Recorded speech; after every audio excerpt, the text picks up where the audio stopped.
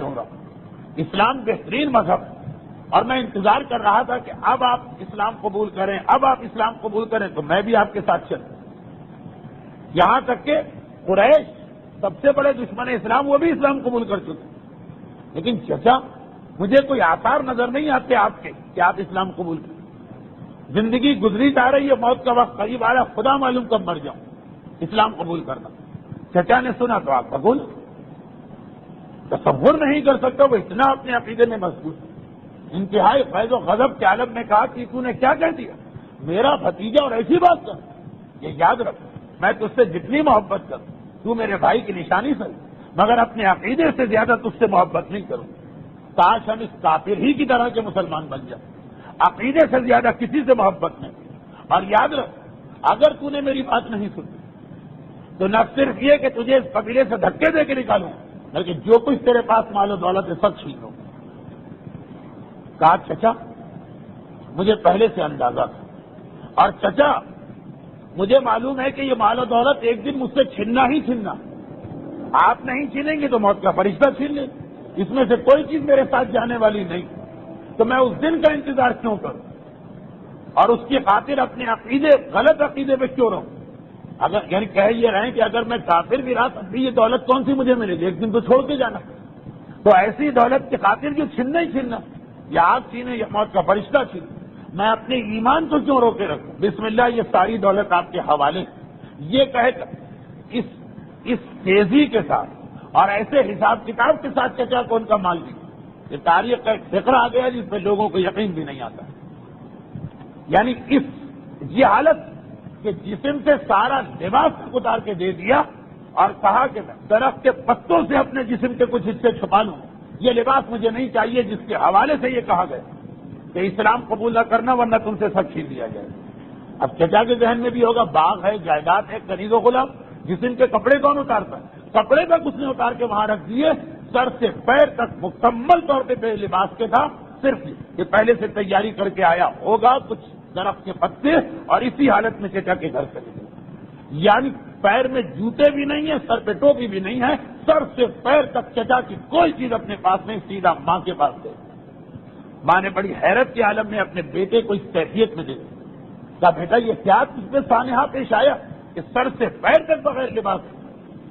کہا کہ مادر گرام، چچا نے نہ صرف یہ کہ اسلام قبول کرنے سے انکار کیا بلکہ ساتھ میں دھمکی بھی دی تھی مال چھیننے. میں نے کہا وہ مال ہی مجھے نہیں چاہیے جس کے حوالے سے اسلام روکنے کی بات. اگر آپ کے پاس کوئی ایسی چیز ہے کہ میں اپنا جسم صحیح طریقے سے چھپا سکوں تو وہ دے دوں، ورنہ میں اسی حالت میں اپنے رسول کی بارگاہ میں جاتا ہوں. ماں نے دیکھا اب سارا کنٹرول جائیداد پہ تو چچا تھا، صرف ایک رضائی پڑی تھی رات کو اوڑھنے کی، وہی اٹھا کے دے دی کہ بیٹا یہی کچھ ہے میرے پاس. اس نے اسی وقت اس کو 2 حصوں میں تقسیم کیا. ایک حصے سے تہبند بنایا، دوسرے حصے کو کندھے پہ ڈالا. جس طرح ہم لوگ احرام پہنتے ہیں حج، اسی انداز سے مزے سے اپنے قبیلے سے نکل آئے. یہ اس کی بات نہیں ہو رہی جو پھٹے پرانے لباس پہن کے جوان ہوا. یہ اس کی بات ہے جس کے چچا نے اسے بہترین لباس پہنا کے رکھا، جس کے چچا نے اسے جائیداد اور دولت اور باغات دے دیے. فراڈ چچا نہیں تھا، دھوکے باز چچا نہیں تھا، خائن چچا نہیں تھا، لیکن اتنی محبت اسلام اس کے دل میں کہ سب چھوڑ دو. اور 2 لباس، وہ لباس نہیں ہے. ہمارے یہاں فراج پر بناوٹ کے سلائی پہ سینکڑوں روپے خرچ ہو جاتے ہیں. ہماری خواتین بوتیک میں جاتی ہیں 2000 سے 3000 کا جوڑا خریدنے کے لیے، خالی سلائی. آواز سلائی کیا، اس نے ایک مرتبہ 2 حصوں میں تقسیم کیا، ایک چادر کندھے پہ ڈالی، ایک چادر لنگی کے طور پہ پہنی اور مدینے میں داخل چلا. اپنے قبیلے سے پیدل ننگے پیر شہر مدینہ میں داخل، اور صبح کا وقت ہو رہا تھا. رات کے اندھیرے میں مدینے میں داخل ہو، یعنی وہ اندھیرا جو نماز شب کا افضل وقت ہے. دروازے کھل گئے شہر. مسجد نبوی کی دیوار سے ٹیک لگا کے بیٹھا. پیغمبر اسلام فجر کی نماز پڑھانے کے ایک مرتبہ حجرے سے باہر آئے. دیکھا ایک غریب الوطن، ایک مسافر، جس کا سارا جسم بتا رہا ہے کہ وہ کتنی پریشانی کے عالم میں ہے، مگر چہرے پہ عجیب خوشی محسوس ہو رہی. سوال کیا من انتا، تو ہے کون؟ کہا میرا نام عبدالعزیٰ. آپ کی محبت اور اسلام کی محبت میں ہر چیز کو لات مار کے یہاں آیا. پیغمبر نے کہا آج سے تیرا نام عبداللہ، عزا کا بندہ نہیں ہے، تو اللہ کا بندہ، اور آج سے تو میرا مہمان. پیغمبر نے ایسے ہی مسلمانوں کے لیے اپنی مسجد کے باہر ایک چبوترا بنایا تھا جس کا نام تھا صفہ. آج بھی مسجد النبوی کے اندر، کیونکہ اب مسجد النبوی تو بہت بڑی ہو گئی، آج بھی یہ چبوترا موجود ہے. اسی چبوترے پر پیغمبر ہر اس آدمی کو رہائش کی جگہ دیتے تھے جو گھر بار کو چھوڑ کے مدینے آتا تھا. عبداللہ جو ذوالبجادین 2 چادروں والے کہلانے لگے، ہم اور آپ 3 دن حج کے دوران وہ 2 چادریں احرام کی پہنتے. کیا کیفیت و حالت ہو جاتی ہے لوگوں کی، پوچھے کیسے تڑپتے کہ کوئی طریقہ بتائیے کہ حج جلدی سے پورا. صرف 3 دن پہنی جاتی، 3 دن میں نہیں 2 دن.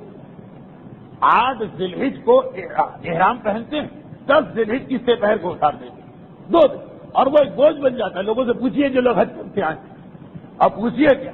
خدا سے دعا ہے کہ ہر مومن اور مومنہ کو حج کی سعادت نصیب کرے. خود دیکھ لیجیے.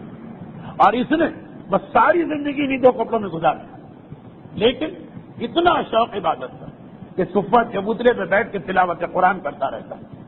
اور اتنے زور زور سے کہ صفہ چبوترا اور مسجد نبوی میں کتنا فاصلہ، اتنا فاصلہ بھی نہیں ہے جتنا اس ممبر اور اس دیوار میں، اس سے بھی کم فاصلہ.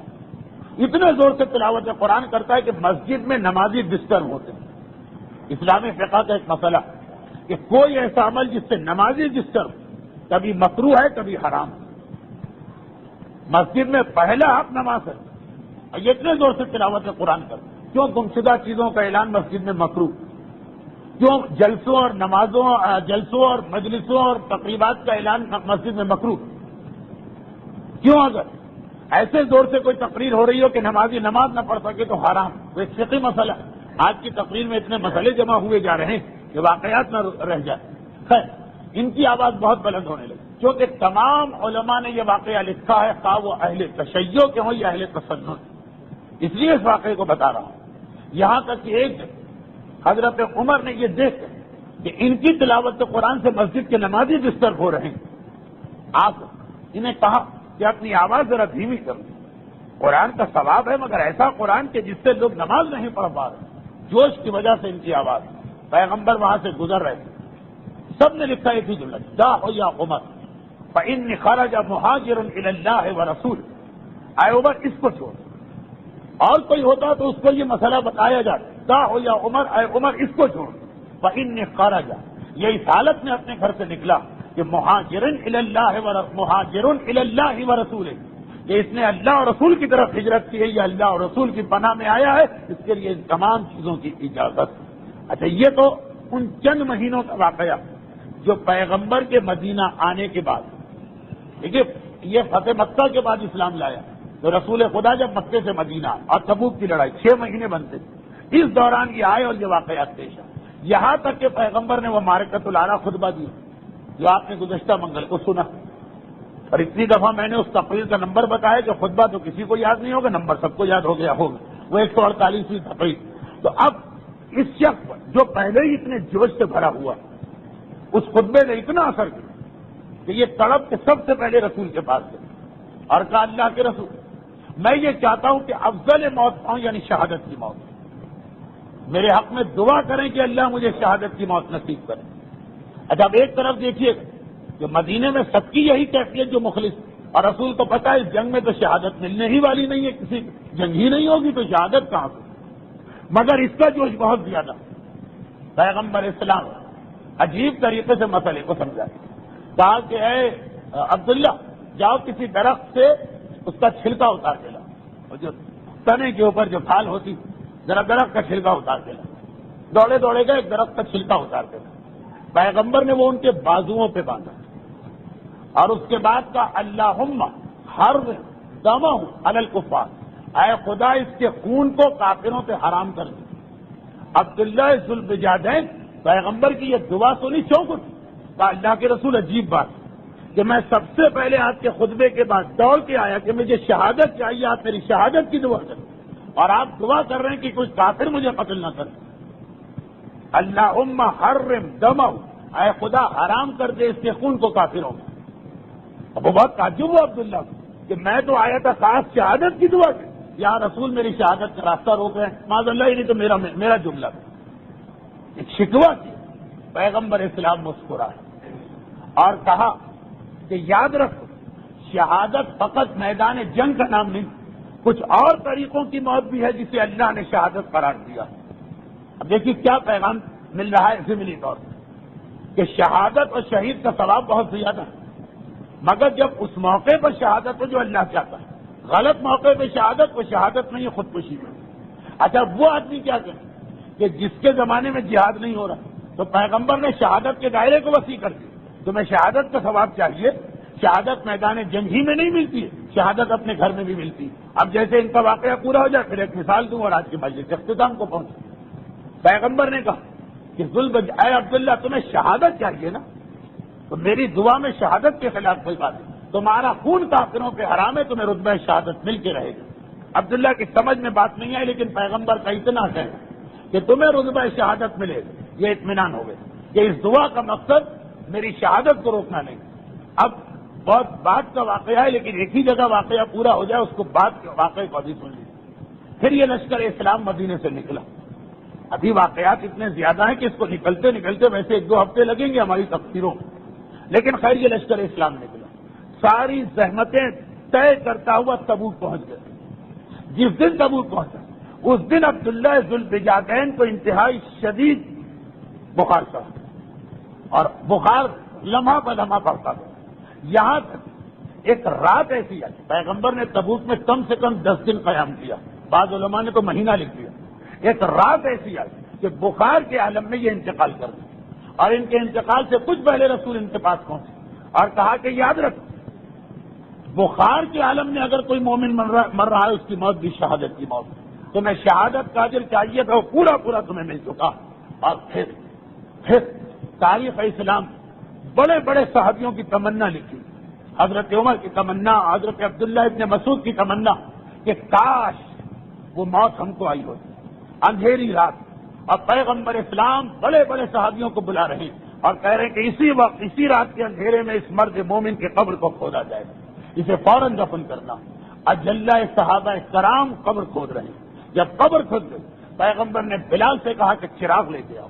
بلال جیسا عظیم صحابی جو کبھی کسی کا غلام تھا، جنگ تبوک تک بلال کا نام سیدنا پڑ چکا تھا، سب کا سردار، بلال اپنے ہاتھ میں چراغ لے کے قبر کے سرانے کھڑے، پیغمبر اسلام خود قبر کے اندر اتر رہے ہیں، اور ادھر پیغمبر اسلام کے 2 صحابی جناب عبداللہ ذوالبجادین کا لاشا اٹھا کے لا رہے ہیں، اور عربوں کا ایک عام طریقہ ہے ذرا لاش چلانے میں جلدی کر کے، پیغمبر نے خاص اس موقع پہ کہا اجبا الی اخیکما، اپنے اس بھائی کا ادب کرو، احترام کرو، اس کو پوری عزت دو۔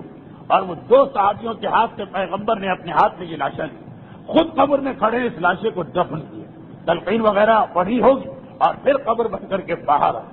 تمام اصحاب جو اس وقت میدان تبوک میں موجود، ان کی قسمت پہ رش کر رہے ہیں، اللہ اللہ، جس کے جنازے اللہ کا رسول آدھی رات کو اپنے ہاتھوں میں لے رہا، اصحاب احترام سے کہا جا رہا کہ اس کے لاشے کو پورے ادب اور احترام کے ساتھ لے کے آؤ۔ بلال جیسا عظیم صحابی چراغ لے کے کھڑا ہے کہ اس کی روشنی میں یہ لاشا دفن کیا جائے۔ یہ عبداللہ ذوالبجادین جن کا خلوص بھی اتنا تھا، جن کی قربانی بھی اتنی تھی، جنہوں نے بتایا کہ صحیح مومن کی شان کیا ہوتی، اور اس کے حوالے سے ایک پیغام کیا ملے۔ دیکھیے یہاں پر بالکل ربط کے مسائل ہیں، اس لیے کہ رات کی تاریکی میں ایک لاشا رسول نے دفن کیا تھا، تو ایک لاشا علی نے دفن کیا، مگر وہ انشاءاللہ آئندہ۔ آج جو میں ربط دینا چاہتا